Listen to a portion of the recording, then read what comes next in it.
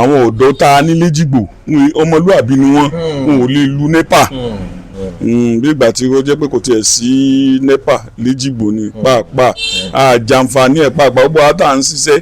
at lost ni gbogbo iṣẹ́ tá à ń ṣe lọ́wọ́ báyìí nísìn at lost ni gbogbo ọ̀pọ̀lọpọ̀ mí náà tó dàbẹ̀ pé wọ́n wúwa kú àtẹnujọ́ yẹn gbẹ́kẹ́gbẹ́ nígbà tí nǹkan tó dàbẹ̀ pé wọ́n máa lò ẹni tó kọ́ṣẹ́ wẹ́dà tí ọ̀nà àǹfààní àti rí náà lò automatically yóò jalè. ọ̀rọ̀ orílẹ̀-èdè Nàìjíríà yìí ó sú wa pẹ̀lú gbogbo bá a ṣe rí gbogbo nǹkan tó dàbẹ̀ pé ká máa rí lò àárí lò. kúrò àdárúkọ yín fún gbogbo àgbáyé. Alhaji Mukaila Ìṣọ̀lá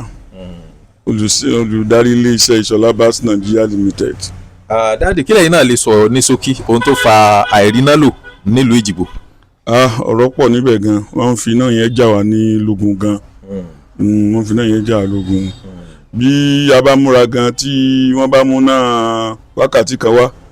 wọ́n fi gbowó wákàtí 5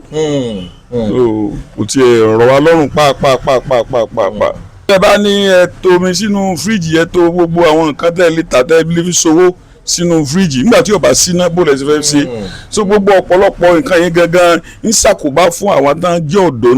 léjìgbò débi pé ọ̀pọ̀lọpọ̀ ò lè gbélé wọn ò lè gbélé lómi fi di pé ń travel out so ọ̀rẹ́ àwọn wẹ́dà tí wọ́n fi iná jẹun wọn ò náfààní àti lè fi iná jẹun gbogbo ọ̀pọ̀lọpọ̀ wọn oko ni wọ́n lọ padà sí ní láti lọ dáko so wọ́n fi náà yẹn jẹ wá níyà gan kò sì tẹ́ wá ní lọ́rùn. tí èsì ṣe pé yín náà ò sanwó ná. kò rí bẹ́ẹ̀ pàápàá kò rí bẹ́ẹ̀ gbogbo bí a ṣe mú bíìlì wá náà là ń sanwó wọn so automatically gan àwọn tó dàbẹ̀ nípa àgbà prepaid meter gan automatically tí ó bá ti sí iná a ti mọ̀ pé àbá ti lòdù káàdà lè rí iná lò so wọ́n fi náà yẹn dà wá láàmú gan kò sì tẹ́ wá ní lọ́rùn. wọ́n á ní tẹ́ ẹ fẹ́ bá wọn NEPA sọ lórí ìrìn àjò yìí. tí a fẹ́ bá wọn sọ náà ni pé kí wọ́n bá wa ṣàtúnṣe lórí rẹ̀ kí wọ́n bá wa ṣe àtúnṣe ní orí rẹ̀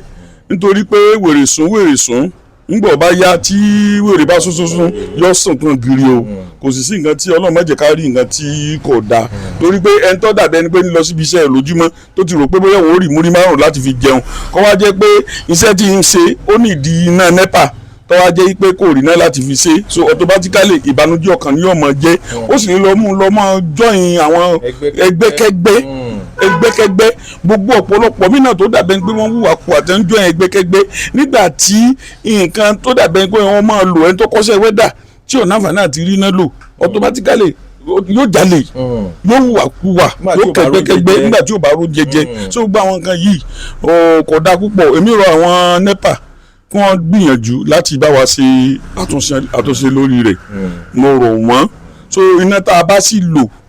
tá a bá lò náà ni kún fún wa ní bíìlì ẹ̀ wá so ní kún mú bíìlì ẹ̀ wá kún bá wa gbìyànjú láti ṣe àtúnṣe lórí rẹ̀ so ó jẹ́ kí orílẹ̀-èdè gangan ó jẹ́ kó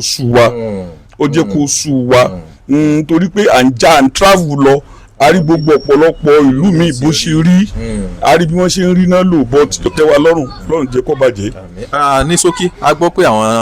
ọ̀dọ́ náà tún lu àwọn NEPA ló jẹ́ kí wọ́n máa bínú kí lẹ́yìn náà fẹ́ bá àwọn ọ̀dọ́ sọ lórí eléyìí. wọ́n máa sọ wípé agbèfọ́ba kì í jẹ̀bi ṣùgbọ́n ìgbàgbọ́ mi ò péye pé àwọn ọ̀dọ́ tá a ní léjìgbò ọmọlúàbí ni wọ́n ò lè lu NEPA ṣùgbọ́n tí nǹkan bá ti dológun yín pé ẹ bá múra tẹ́ ẹ bá ṣe demonstration lọ síbì kan pé nǹkan tá a fẹ́ rèé tá a fẹ́ ònú hàn automatically ibi tí wọ́n padà já sí náà ni pé wọ́n ṣe báyìí ni so nǹkan tó ń ṣẹlẹ̀ ni àwọn ọ̀dọ́ tá a nílé jùbọ̀ wọ́n èso oníjàgídíjàgì èèyàn débi pé kí wọ́n lu NEPA so Ọlọ́run jẹ́ kó bàjẹ́ o. ẹ ṣe kan orúkọ yẹn lẹ́ẹ̀kan ṣá. orúkọ mi ni Alhaji Mukaila Ìṣọ̀lá olùdarí iléeṣẹ́ Ìṣọ̀lá Bas Nigeria Limited. ẹ ṣe kan sá. Ìmọ̀lẹ̀ TV Yorùbá ó ti dàràbà oníbòjì kánrin, a media house that delivers basically various media works in 100% grade level such as online radio and TV for your broadcasting advertisement, live streaming and change of names in newspaper, photograph studio training, event shoots, outdoor shoots and studio shows, digital printing like souvenir, ID cards. Wants to customize the vessel,